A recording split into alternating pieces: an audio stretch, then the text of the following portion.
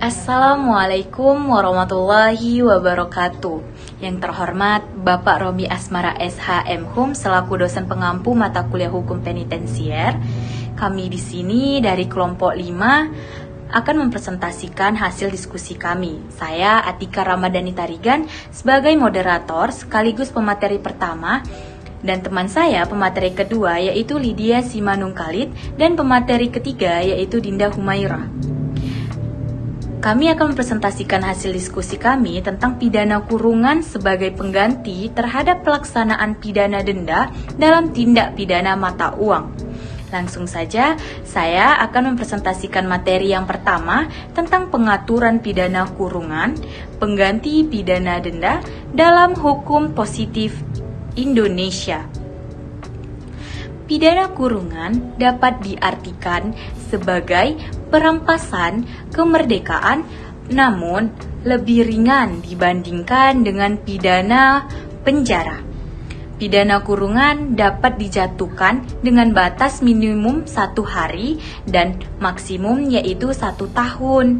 Tetapi apabila terdapat pemberatan, semisalnya pembarengan atau pengulangan, kurungan yang telah dijatuhkan dapat dikumulasikan menjadi 1 tahun 4 bulan. Dan pidana kurungan pengganti pidana denda diatur dalam pasal 30 ayat 1 hingga ayat 6 KUHP mengenai bagaimana penentuan lamanya suatu pidana kurungan pengganti itu dijatuhkan. Telah disinggung dalam pasal 30 ayat 4 yang menyebutkan dalam putusan lamanya pidana kurungan pengganti telah ditetapkan secara demikian. Jika besaran dendanya 50 sen atau kurang dari 50 sen, dihitung kurungan sebanyak 1 hari. Apabila lebih dari 50 sen, maka tiap 50 sen akan dihitung maksimum 1 hari. Sama halnya apabila sisanya yang tidak lebih atau kurang 50. Dan pasal 40 ayat 1 Undang-Undang Mata Uang mengatur apabila terpidana perorangan tidak mampu membayar pidana denda sebagaimana dimaksud dalam pasal 33, pasal 34, pasal 35, serta pasal 36 ayat 1, ayat 2, ayat 3, dan ayat 4 Undang-Undang Mata Uang, pidana denda diganti dengan pidana kurungan dengan ketentuan untuk setiap pidana denda sebesar 100 juta rupiah diganti dengan pidana kurungan selama 2 bulan. Dan akan dilanjutkan dengan teman saya. Selanjutnya, pengaturan pidana kurungan pengganti pidana denda dalam tindak pidana mata uang pada masa mendatang. Penjatuhan pidana tidak dapat dilepaskan dari kepastian hukum dan keadilan. Keduanya merupakan syarat mutlak untuk menentukan apakah seseorang layak atau tidak layak dijatuhi pidana. Hal ini senada dengan pendapat Ruslan Saleh yang mengatakan bahwa dalam mempertimbangkan hukum yang akan diterapkan, hakim sejauh mungkin mengutamakan keadilan di atas kepastian hukum. Perbedaan lamanya kurungan pengganti pidana denda antara KUHP dengan Undang-Undang Mata Uang menunjukkan ketidakpastian hukum dan akan mengganggu keadilan bagi pelaku kejahatan. Tindak pidana khusus yang melekat pada tindak pidana mata uang menyiratkan bahwa penyimpangan yang terjadi khususnya dalam jenis pidana yang diatur secara teoritis benar.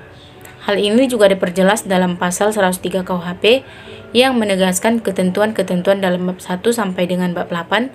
Buku ini juga berlaku bagi perbuatan-perbuatan yang oleh ketentuan perundang-undang lainnya diancam dengan pidana, kecuali jika oleh undang-undang ditentukan lain.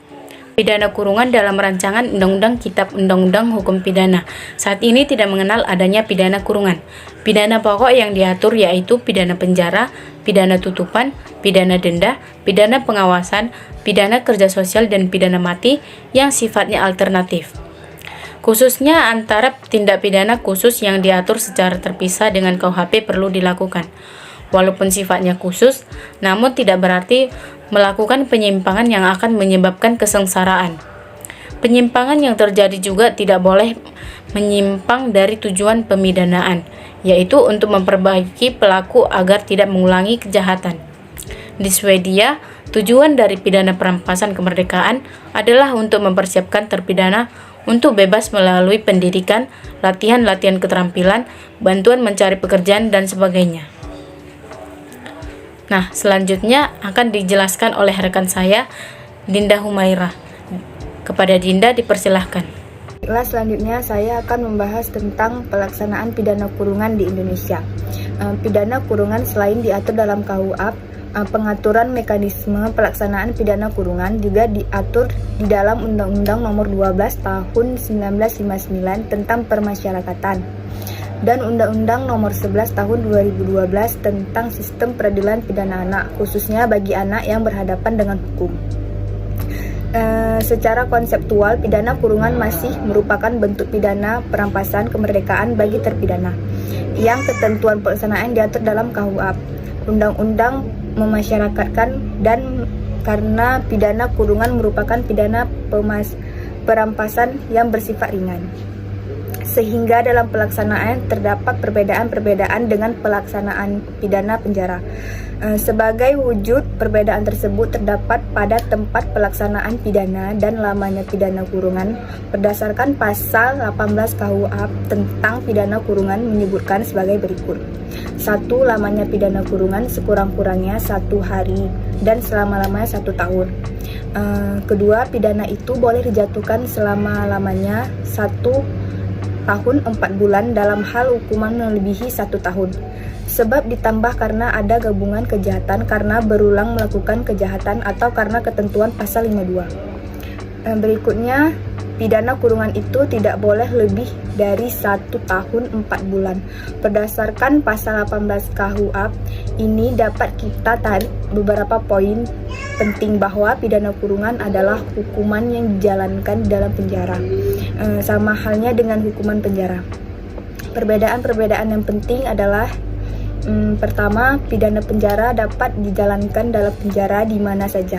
Sedangkan hukuman kurungan dijalankan di daerah di mana terhukum bertempat tinggal waktu hukum dijatuhkan.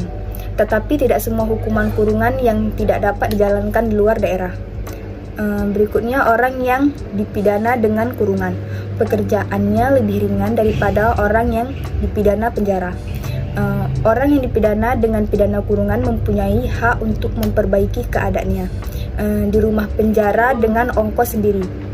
Sedangkan yang dipidana dengan pidana penjara tidak mempunyai hak itu.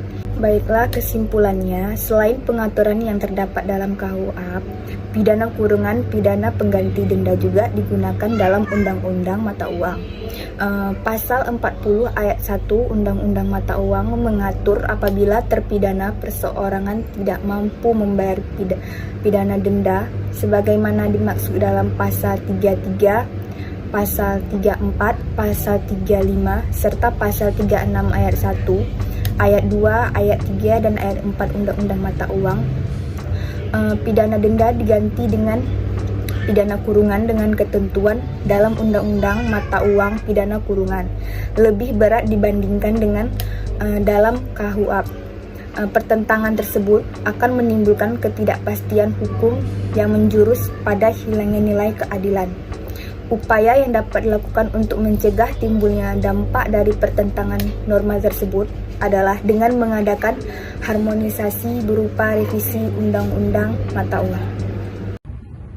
Cukup sekian presentasi dari kelompok kami. Bila ada salah kata, kami mohon maaf. Kepada Allah kami mohon ampun. Billahi taufiq wal hidayah. Wassalamualaikum warahmatullahi wabarakatuh.